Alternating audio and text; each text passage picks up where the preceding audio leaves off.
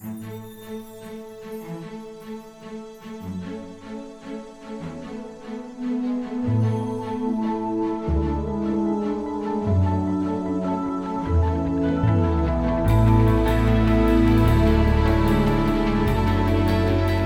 want to acknowledge our university and community supporters. The University of Iowa's international programs and honors program, they contribute vital time, resources, talent, and logistics to our organization.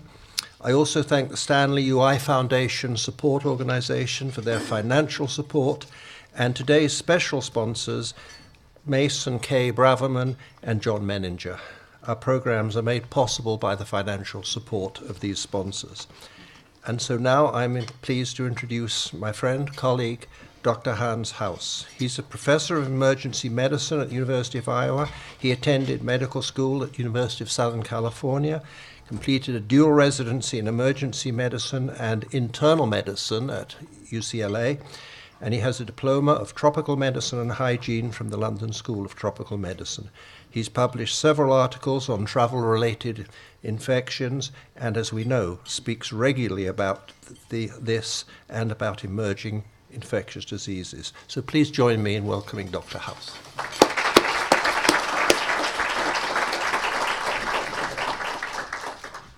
Well, thank you, Chris. Thank you, and thank you very much for having me back here today. I was looking forward to this. So what I'm going to go over is I'm going to talk about some of the factors in new diseases, where they come from. A lot about the mosquito, specifically the Aedes genus mosquito, which transmits Zika, as well as Chikungunya, as well as dengue, and I'll get to those other diseases in a little bit. I want to talk a lot about Zika because it's really a hot topic right now, and there's a lot in the press. And I want to tell you the story about Zika because I think it's really fascinating from an emerging infectious disease standpoint. A little bit about Chikungunya and dengue, and then and where we go from here. But first, I'd like to begin with some perspective. I'll tell you some stories from history to kind of illustrate about new diseases and where new diseases come from. So it's 1346 in Kaffa, which is in the Crimean Peninsula. And this is a Genoese trading post. The Tartan army have besieged the city, and there's a disease that breaks out among the Tartans. And they take some of the diseased bodies and they lob them over the walls into the town. Somehow the Genoese manage to escape. They make their way back to the Mediterranean, back to Italy. They first land in Sicily. And some rats from their ship crawl off the ship and onto the shore. And they take up residence in the thatched roof huts of what people lived in. And for the next 4 years, the Black Death rages across Europe, wipes out 50% of the population. You've got new bacteria introduced into a susceptible population in a ecologic niche where you've got humans and animals living together. In 1918, in Kansas, in Army barracks, there's a respiratory illness. Certainly not unusual for men quartered in close quarters to share a respiratory illness, but what was unusual about this case was the high attack rate and the high mortality in otherwise previously healthy young men. And around the same time, there was an emergence of very similar respiratory illnesses across the world. This is during World War II, and people were cold, people were stressed, people were hungry, and they're susceptible to this illness. That influenza contributed somewhat to the end of World War I. So in November of that year, you had all these people mobilize and return home, and you had a movement of people from all over the world. At that point, you had a secondary recurrence of the Spanish flu and killed hundreds of millions of people. In 1981, in Los Angeles at UCLA, where I trained in residency, there was this mysterious illness among some males, and it was a couple of different men, and they had a bunch of infections. They had a lot of different infections all at the same time, infections that only previously been seen in transplant patients. And Dr. Gottlieb, who was the infectious disease specialist, was consulted on the case, and he tested those patients' cell counts, their white blood cells, the CD4 cells. And they found the patients had none, 0. So he wrote up a case report, submitted to the CDC, it was published in their weekly report. The title of that report was Opportunistic Infections in 5 Homosexual Males. That was the first report of AIDS. A new disease introduced in a susceptible population. Finally, in 1976, in southern Sudan and northern Congo, along the banks of the Ebola River, there was a mission, and a medical mission. And so one day, a person showed up to this mission seeking care. He was having some bleeding from the nose and was very sick. He died shortly afterwards. And that disease spread within that clinic to the patients, because they had reused needles, which was the practice at the time, and to the providers, and they got very sick. And the local health authorities sent a investigator, and he wrote this telegram back to the capital. Findings: the affliction is characterized by high temperature around 39 degrees Celsius, frequent vomiting of black digested blood, but of red blood in a few cases, diarrheal emissions initially sprinkled with blood, only red blood near death, epistaxis now and then, retrosternal abdominal pain in a state of stupor, prostration with heaviness in the joints, a rapid evolution toward death after a period of about 3 days from a state of general health. People were dying within 3 days. That's the first written report of Ebola, which has gone on to bigger and better things. And fortunately, that epidemic has finally ended with over 28,000 cases and 11,000 deaths. So where do new diseases come from? New diseases are developing every day. Microbes change and adapt. New organisms come about all the time. And they evolve. You can see evolution within a petri dish. But it's not just the organisms itself, it's how those organisms are transmitted or shared between people. And vectors, insects that carry those diseases, are very important. So changes in climate, changes in weather, changing ecosystems are going to certainly contribute to that change in where diseases are. Economic development, land use, as people move closer into forests or more closer into places that people have lived before, they're exposed to new vectors, new diseases, new organisms. But really important is international travel and commerce. You can get from one place in the world to anywhere else in the world within 24 hours. So if you have a new disease one place, you're going to have a new disease somewhere else.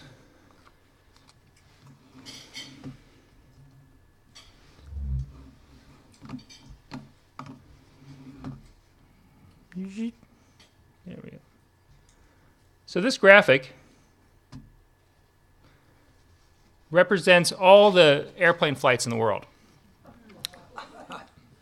Each little yellow dot is an airplane.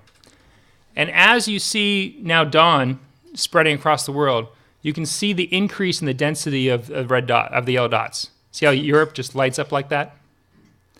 Now I want you to notice on this, because we're going to be talking about Brazil a lot for the rest of the talk. I want you to watch now as we get toward Brazil and where people are traveling and how people are getting from Brazil to other parts of North America.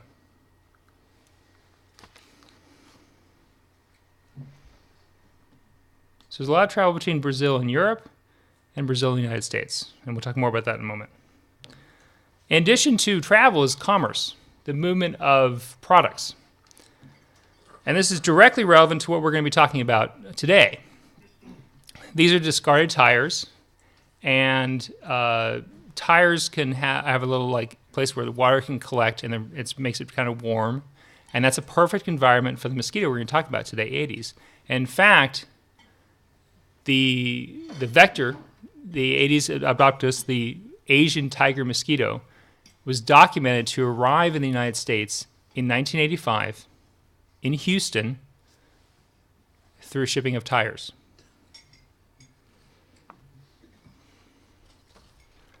Okay, this is a pleasant picture.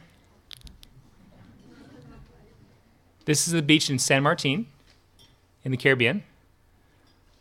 Very nice place to go for spring break if you're there. What threats to a traveler's health do you see in this picture? Well, there might be jellyfish. You might step on a sea urchin. Don't say sharks. In the sand,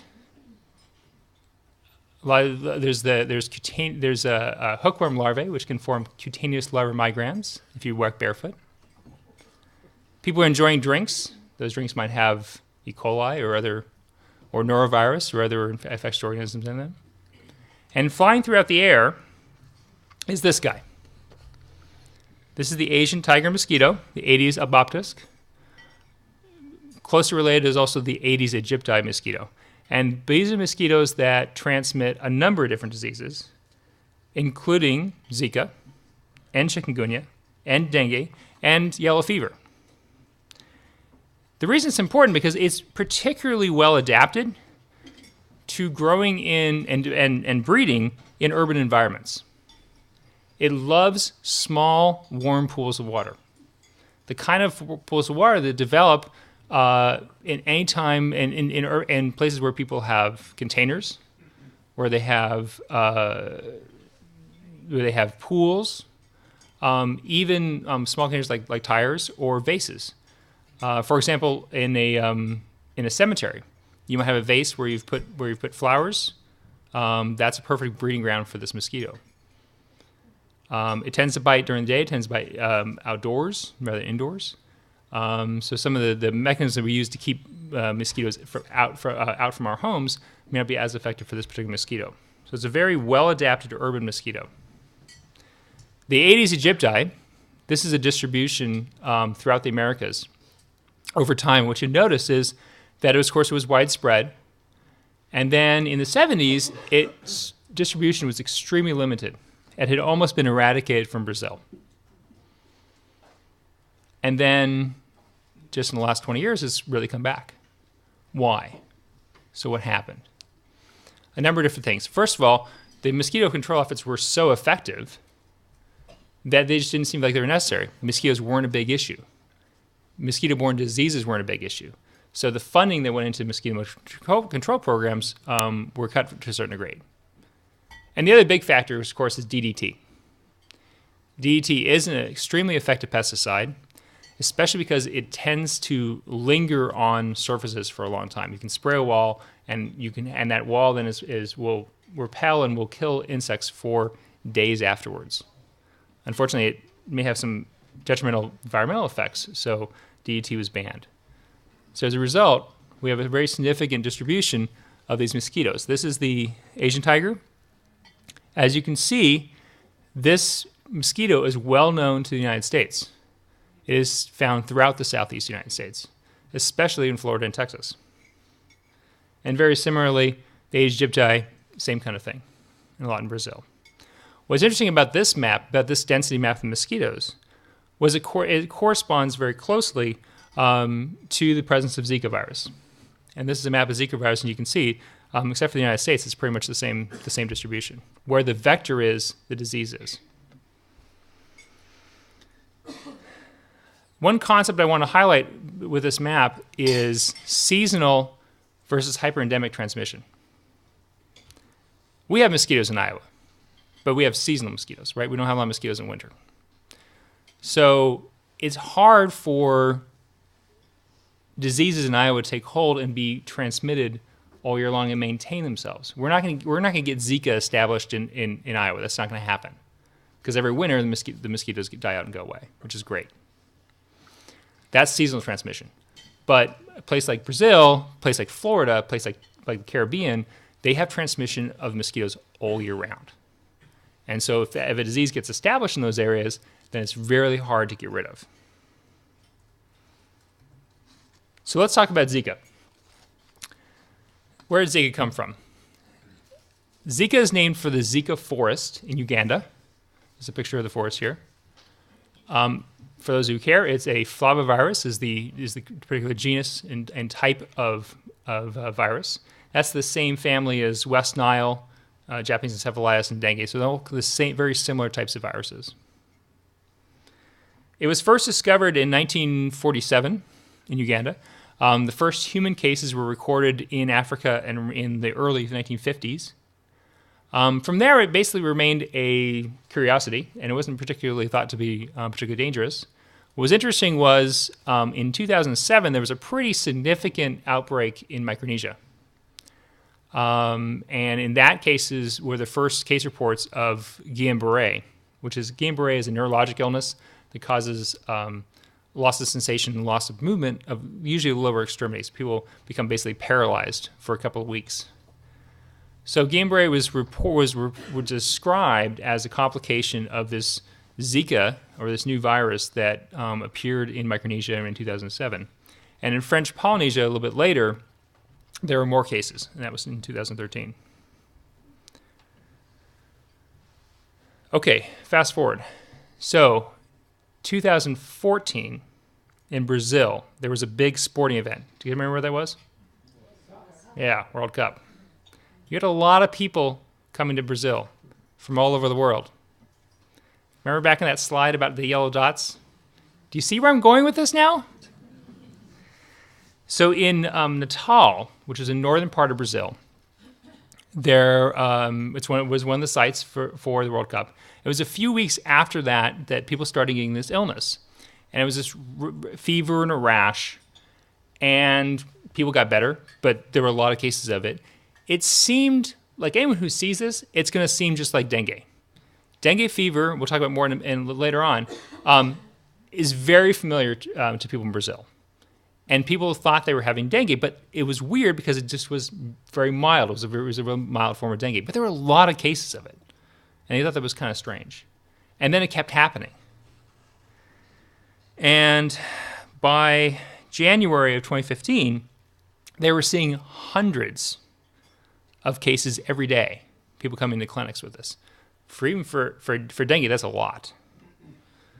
And then in March of 2015, it spread to a town called a city called Salvador, which is huge. It's about 2.5 million people. So once you got, and remember, this is an urban biting mosquito.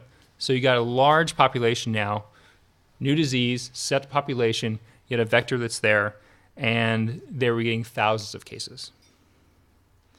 It took until April, so this is almost a year after the World Cup, and it took until April till someone finally figured out this was Zika, because they kept testing for dengue and it kept coming up negative. And they went through a lot of different viruses. They checked Chikungunya and checked other ones. So they pulled out this thing called Zika from the archives that people had maybe read about. There was something about the Pacific Islands. And they tested and found out it was Zika was causing this, which was a relief. Because everyone knows Zika is perfectly mild. It's benign. It's fairly harmless. I take you to this town in Brazil, Recife. Beautiful, isn't it gorgeous? This is about 200 miles south of Natal.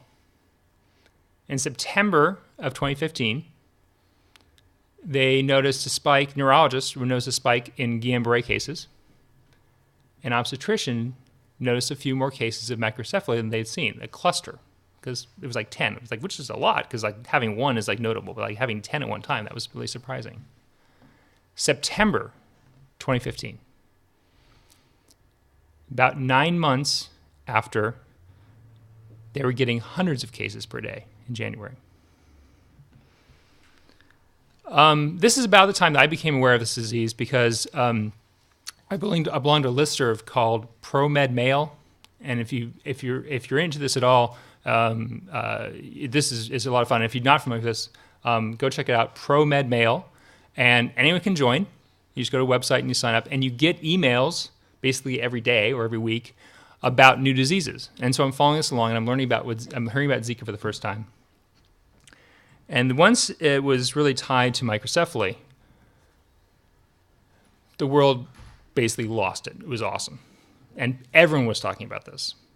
This is my New York Times homepage from the day of the Iowa caucuses in February. And I wanted to tune in to see what happened in Iowa caucuses. And here's our neighbors in the center with that big picture, very, really excited about the Democratic caucuses. And every single other article on this page was about Zika. So let's talk about Zika. What is it? What happens when you get Zika? You get a rash. You get conjunctivitis. Conjunctivitis is inflammation of the eyes. This was an article published in New England Journal of Medicine that pictured and described some cases of Zika in pregnant women. And like I said, it might have remained completely just a footnote in history. Geeks like me were really excited about it, but like no one else was until the complications of pregnancy showed up. So apparently it is a teratogen. Now, teratogen means, in Latin, monster forming or monster making. A teratogen could be a drug, like thalidomide, for example, but it could be an infection, it could be a virus, anything that, or a toxin, anything that causes a growing fetus to have a malformation is a teratogen. So apparently, as we've discovered now, Zika is a teratogen. Really good comparison is rubella, German measles. Who's had German measles here? Yeah, that's right. Was it fun? Not really? No? Okay, good. Most of you haven't had it because there's a vaccine for it. Very effective vaccine. And we really just don't see it that much anymore. So long as people are actually getting their vaccines and not refusing their vaccines, then rubella is really not going to be an issue. And rubella is a mild illness that causes a rash, fever for a couple of days, and then you're fine. But if you get it at the early stage of pregnancy, it can really be a powerful teratogen. It can really affect your fetus, just like Zika. What's the risk? We actually really don't know. There's been 2 so far studies that have tried to answer this question. One is what we call a case control study, and that's really important. It's basically you take a bunch of cases of it, you follow along, and then you compare them rate-wise to the controls, people not having disease. And there was a study in Rio de Janeiro where they took pregnant women that had a rash and fever early in their pregnancy and followed them along. And in that case, about a third of patients with Zika ended up developing some sort of fetal abnormality, which is really high. Using mathematical modeling, going back to the Polynesia outbreak, they looked at numbers of microcephaly, and they estimated about 1%. That's historical control. Those 2 numbers can't really be compared directly because they're different study methods. The real risk somewhere lies in between. So, all right, so you're in Brazil. You now have got this teratogen flying around. What do you do about it? And of course, the only thing you can do from a public health standpoint is you tell people to not get pregnant, which is a challenge. Which is a challenge in a very Catholic country. So I was very happy to see that the Catholic Church actually was willing to step up and actually say, yes, it's okay to use contraception in this case because it's a lesser evil. It's the greater thing that you can do for your growing child. Of course, they weren't willing to say this with HIV, but I guess times have changed. It's a fair comparison. Zika is a sexually transmitted disease. It is. It is, definitely. Cases in Texas confirm this, where it was transmitted from a male who was in the Caribbean, got the disease, got Zika, came back to the United States, and then gave it to his partner who had never left Texas. And it's been documented a couple of times. And so the question that from clinicians what we get is, well, I'm going on my honeymoon to the Caribbean. How long do we need to wait? And for the woman, it's probably not very long. It's probably basically be at 6 weeks after you get sick is fine, or leave the region. But for guys, it might persist in the semen for a long time. At this point, we're saying 6 months. So that can be hard. So why Texas? Because of the mosquitoes? No. There have been no endemic cases of Zika in the United States. All of the cases of Zika, all 312 cases so far of Zika in the United States have all been imported. I mean, they're all in travelers. They're all people that were somewhere else, usually the Caribbean, sometimes Brazil. And most of the cases are in Florida, Texas, and New York. And as you can see on this map, this other map here, those blue lines, that's the travel routes. That's where the majority of those flights, those yellow dots are going back to. And basically, if you are flying back from Brazil, you're generally flying to Dallas or Miami or New York City. Texas. So Texas had a lot of cases of this. So I was really surprised when a Texas congressman objected to the federal government funding more research and support for Zika virus. Representative Burgess said he objected to $2 billion for Zika virus because the CDC is not saying it's an emergency. Well, actually, the CDC is saying it's an emergency.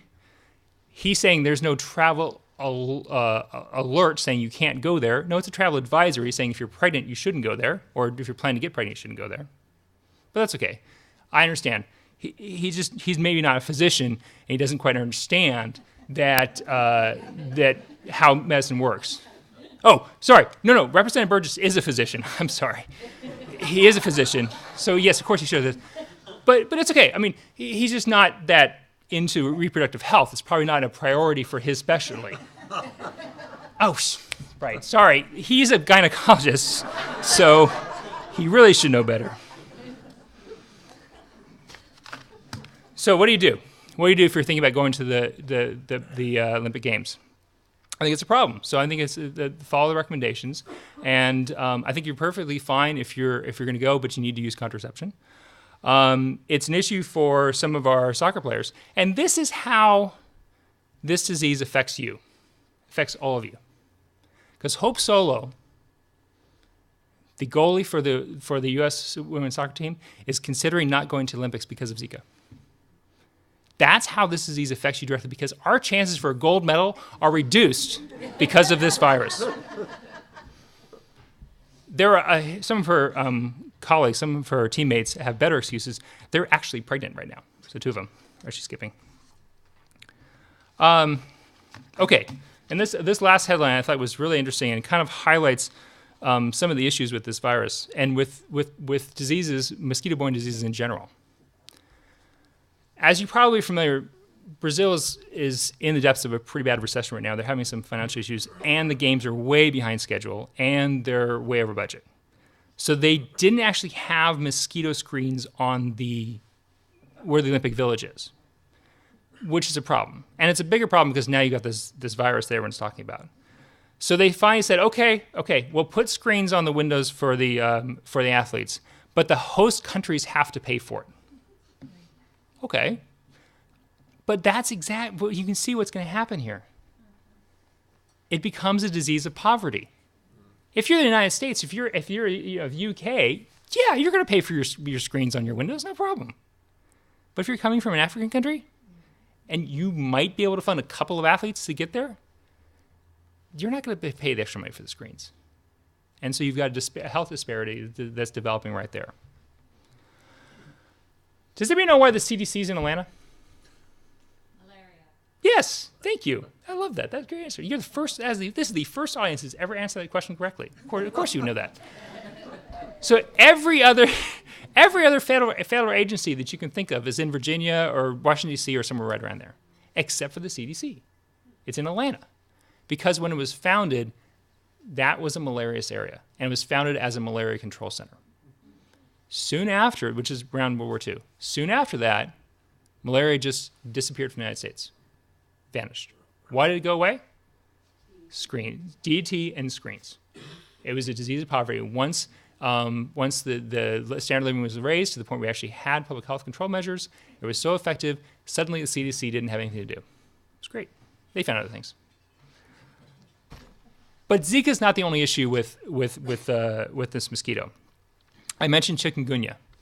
So that I showed you that slide of the beach in San Martin. The reason I use that slide is because that is where the chikungunya outbreak started in the Caribbean and has spread to the rest of the Americas. And this was very recently. This is 2013. This is right before the whole Zika thing exploded. What is chikungunya? The name chikungunya comes from an African word meaning turning up. And it describes the toes, the curling of the toes of the victims. It causes such intense arthralgias that toes are curled up, you're writhing in pain, you got this joint pain, this arthritis, and it can last for quite a long time. I don't need it. Okay. it just died. That's okay.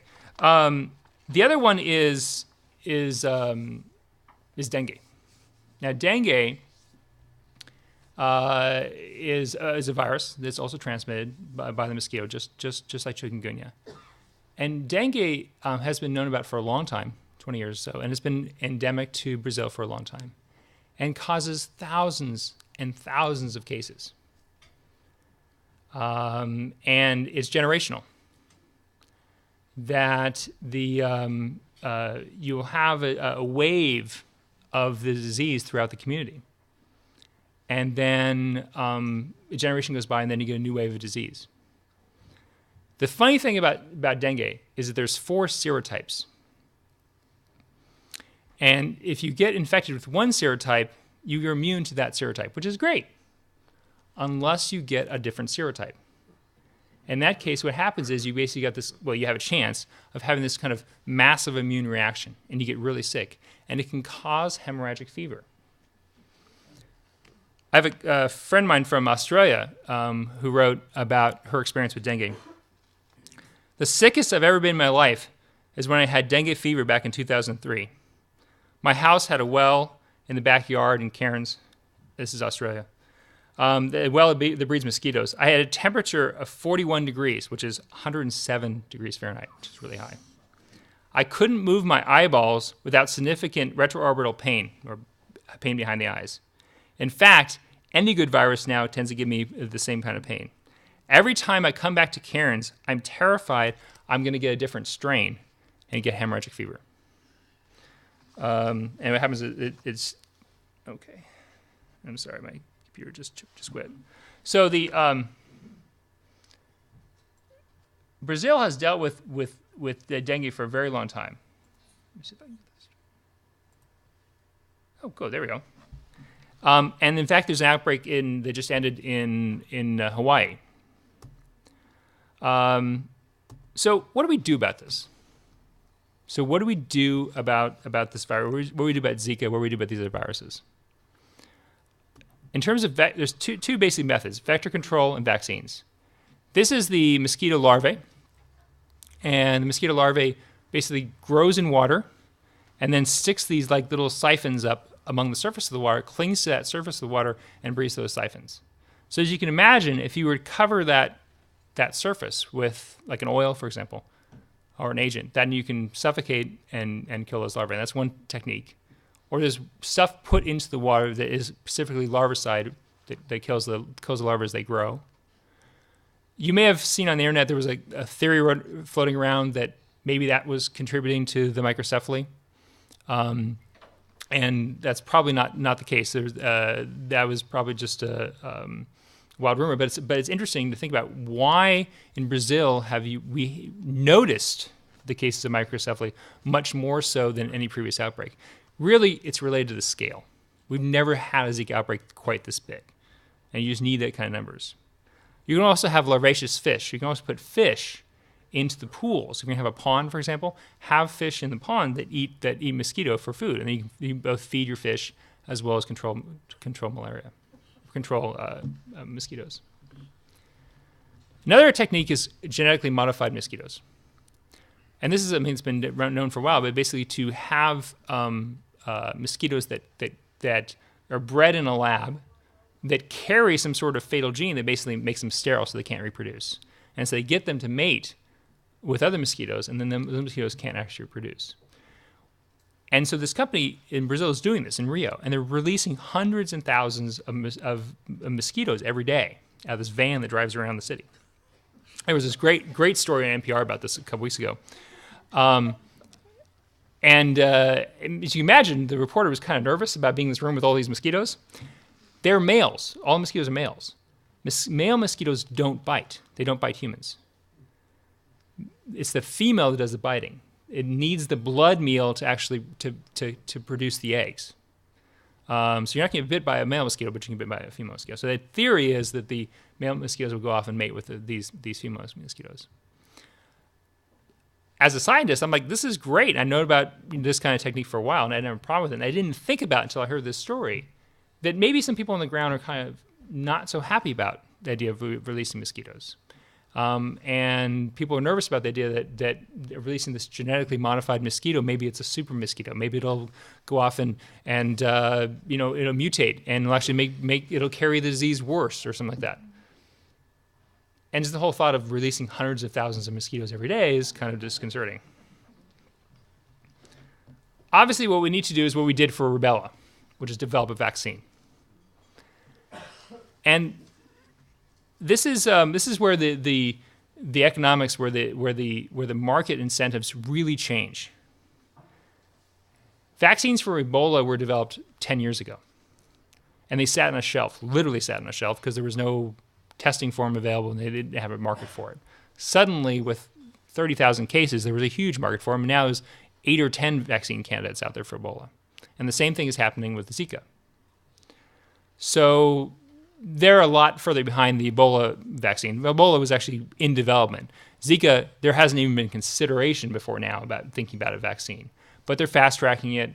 The NIH will probably have safety trials this fall, which is really fast. That's really, really fast. And maybe go into clinical trials next year. What's interesting is just a couple weeks ago, the dengue vaccine went into field testing. This is the disease that's been around for 20 years, that's plagued Brazil for generations. And only now did a vaccine candidate for dengue appear. The world was slow to respond to the Ebola outbreak in West Africa. And now with issuing a travel alert and issuing a worldwide emergency right from the beginning, WHO is really trying to make up for that delay and really trying to respond to Zika fast. Zika is not a threat to people that are living. It's not a threat to people that are alive today. It's not a threat to the population. It is a threat, it's a reproductive threat. It's a threat, a public health threat. It's a threat to future generations. And it's changed the market incentives. It's made it so that vaccines for Zika are much more popular. It's made that mosquito control efforts are much more important to do. My hope is that dengue fever, this disease that has been devastating and is annually devastating, that we have grown to tolerate, which is not appropriate, will get some attention because in eliminating the vector for Zika, we can treat the dengue as well. Thank you very much. If a North American visitor to Brazil comes back with Zika and is bitten by a different type of mosquito, i.e. an Iowan mosquito, will that mosquito maybe be able to transmit the virus?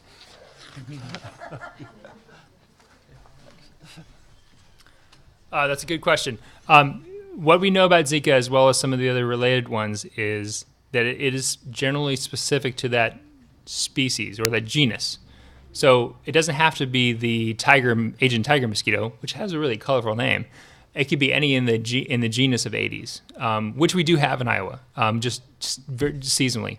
It's very unlikely that we're going to see transmission on the ground in Iowa. However, it's only a matter of time till we see that transmission occur in Texas or Florida, where you have a much higher density of that vector. Okay, this is an interesting negative question. Why is HIV not spread by mosquitoes? That's a great question, and it was a very specific concern in the 1980s when we didn't know about HIV. We didn't know anything about HIV that mosquitoes might be able to transmit it. I don't know. And it has to do with the mechanism and life cycle of the virus. The virus is specifically for mammalian cells. It does not survive in insect blood or really in any blood. So only in primates, basically monkeys, humans, chimpanzees, that kind of thing, will the HIV virus actually be able to survive in the bloodstream. Okay, more on Zika, mechanistic. Do we know the mechanism of how Zika causes microcephaly? And how does the virus cause infections? In other words, which cells does it invade? And how do you actually create a vaccine? Several hours for you. Yes, you can come back tonight for that 3-hour lecture. No, that's good. I honestly, and I'm not really good with a lot of that stuff. Now, in terms of the mechanism of how it causes the microcephaly, or how it causes the effects on the fetus, that is specifically a question that is attempting to be answered right now in the literature throughout the world. And there are literally dozens of papers being published every week on the genomics of the virus, and on, I saw very recently, on looking at placental tissue, looking at what is the presence of the virus in the placental tissue. What we do know so far is that the virus is capable of crossing the blood-placental barrier. It's been documented in fetal blood, and that's really the key. And that is also the case with rubella. So the idea is when that virus is in developing cells, hey, and it's the fetus, somebody caused something that goes wrong. The actual mechanism of that I don't quite understand. I'm not sure anyone really understands quite yet. What it does in the human body is it has a predilection for certain types of cells, starts in the bloodstream, then gets in lymphatics. Lymphatics are basically what cleans the plasma, if you will, and then spreads from there to the white blood cells, and from then on goes into the blood vessels, and that's why you see the rash. The rash is basically affecting the blood vessels, the micro vessels of the body. Same thing with the conjunctivitis. So it's going to affect the blood vessels more than anything else. And now a question on dengue. Is it true that the hemorrhagic dengue is so dangerous because of the damage to the liver caused by ibuprofen and similar drugs? The mechanism for dengue hemorrhagic fever, hemorrhagic shock syndrome is not clearly understood, but it's probably not necessarily related to the ibuprofen. It is literally an immune, it's what we call immune pathology. So there's a whole class of diseases in medicine where the body's immune system, our own attempts to fight off the infection, actually what causes the damage. A really good example of this is meningitis. So if you get meningitis, yeah, you get really sick from the bacteria, certainly. And then you're given the medication, and we give the antibiotics, and then the bacteria dies. Well, that's fine.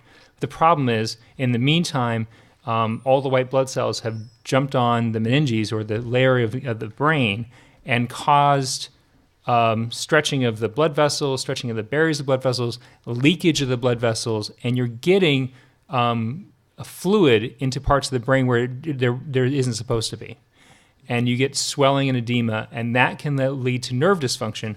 And that's why people who have meningitis can then, after they recover, discover that they're deaf because they lose their hearing, because it's irreversibly damaged the hearing cells because of that edema that occurs. So that's an example of immune pathology. That's what happens with dengue hemorrhagic fever. For some bizarre reason, for that, when you have a cross reaction between the different serotypes, you get leaky blood vessels, the endothelial junction, the area where blood cells that form the blood vessels, they separate, and you get spilling of blood and tissue into and plasma into the tissues. And finally, a question on prevention. It's mentioned that the UN Foundation, I think a number of other agencies, have had programs to distribute bed nets for mosquitoes. Are these effective? Yes, absolutely. There's extensive evidence, certainly in the malaria literature and extrapolated for other mosquito-borne infections, the bed nets, especially bed nets that have been coated with a insecticide, in this case permethrin. So permethrin-coated bed nets in multiple studies, especially in Africa, and I think in South America, have demonstrated a benefit to the community. And what's really cool about it is that if you have, say, 10 homes in a village, and you have one person in that home, one hut actually uses a bed net, you're going to see a decrease in disease prevalence in all 10 huts. So everyone in that community benefits. So you don't have to have every single person sleeping under a bed net. Yes, a bed net benefits the person sleeping under it, of course. And if you are traveling, please use a bed net, especially in a malarious area. But it benefits the community, even those who don't sleep under it, because it reduces that disease prevalence in the vector and kills the vectors.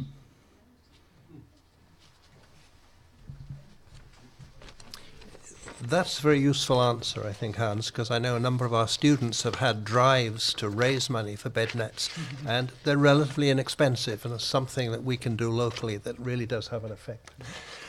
So, on that hopeful note, we're going to end our program. I want to give a big thank you to Dr. Hans Haus for his presentation, and I also want to thank our sponsors, University of Iowa's International Programs, the University of Iowa's Honors Program, Stanley UI Foundation Support Organization for the generous support. And today's financial sponsors, I want to thank Mace and Kay Braverman and John Menninger, and also City Channel 4 for making the programs available. So, in conclusion, as a small token of our appreciation, we've got the coveted Iowa City Foreign Relations Council mug, and you'll be collecting these at quite a rate these days. So, thank you very much. Thank you all for joining us. We are adjourned.